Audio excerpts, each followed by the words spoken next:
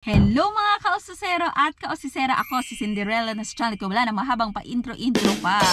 So for today's video ay isi-share ko lang sa inyo ang ilan sa mga pwede nyong i-expect kapag kayo ay pupunta dito sa Australia as an immigrant.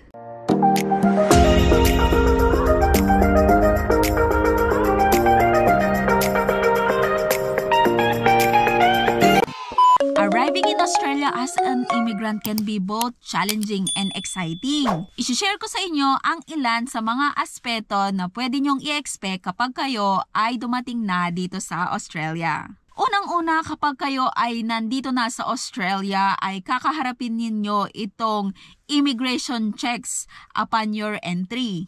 Siyempre, kailangan meron kayong valid passport at supporting documentation na ipapakita sa immigration. Ang pangalawa naman ay yung housing. Isa sa mga challenges ay yung pag-secure ng matitirhan o marirentahan.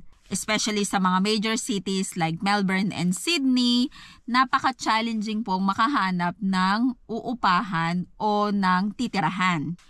Yung iba naman ay nakikipag-share housing habang naghahanap ng sariling place. Kami po nung pumunta dito on a student visa, kami po ay nasa shared housing dahil unang-una, yun po ang affordable para po sa amin. Pangatlo ay yung cultural diversity. Ang Australia po ay isang bansa na napaka-diverse po ng population.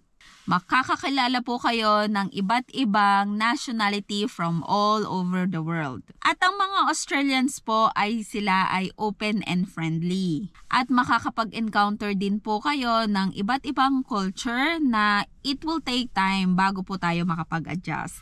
Ang pang-apat po ay ang language. So, English po ang official language po ng Australia. Para po sa amin, nung bago-bago po kami dito, ay medyo hesitant po kami sa pagsasalita namin ng Ingles. Pero kalaunan ay natutunan din po namin kung paano po yung mga ibang slangs po nila. Katulad po ng Barbie, Arvo, Smoko, at kung ano-ano pa po. Panglima po yung kanilang healthcare system. So para po sa mga permanent residents and citizens, sila po ay entitled sa public healthcare, which is yung Medicare. At sa mga temporary residents naman po or naka-student visa or working visa, dapat po ay mag-maintain tayo ng private health insurance. Ang pang-anim naman po, kung kasama po ninyo ang anak ninyo na pupunta dito sa Australia, they are required to attend school. Australia offers both public and private school, with public education generally being free or at low cost. Pang-pito po ay yung employment. Ang paghahanap po ng trabaho dito sa Australia may take time through most of the other people. Kung ano man po yung trabaho na naiwan ninyo sa Pilipinas, kung wala po kayong qualification pupunta dito sa Australia, ay maaring hindi rin po ganun ang maging work ninyo. Pero nasa inyo po yun kung gaano po kayo kagaling maghanap ng trabaho at makipag-network, ay maaari kayong matanggap kung ano man po yung work experience na meron kayo sa Pilipinas.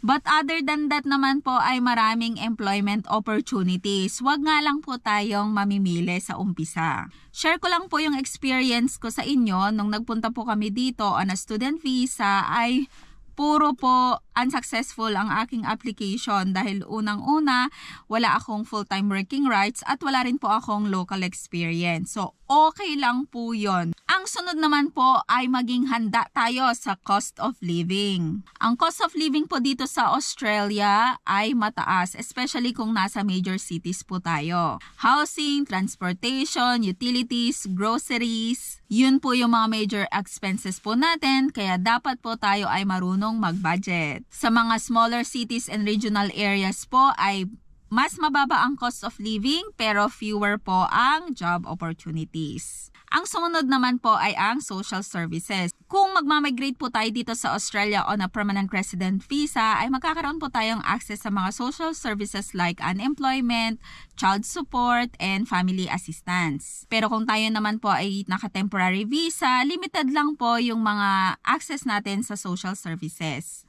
At ang panghuli po ay yung weather at ang environment. Kung sa Pilipinas po ay sanay lang tayo sa summer at rainy season, dito po sa Australia ay may 4 seasons. Winter, spring, summer, and autumn. Nagdidepende din po kung naasang state kayo ng Australia pupunta. For example po dito sa Tasmania na kung saan ang summer ay isang panaginip lamang.